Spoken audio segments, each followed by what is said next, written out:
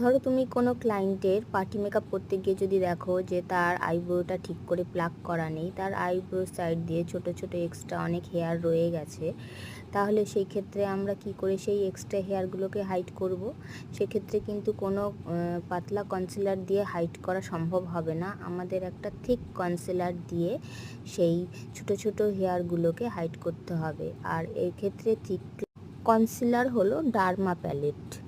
এই derma palette দিয়েই সম্ভব ওই ছোট ছোট হেয়ারগুলোকে হাইড করে দেওয়া যতটা সম্ভব।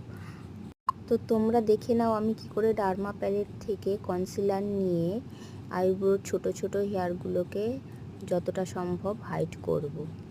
প্রথমে কনসিলার নিয়ে আইব্রোর নিচে ওপরে সুন্দরভাবে লাইন টেনে নেব আর ছোট ছোট হেয়ারগুলোকে হাইড করে দেব।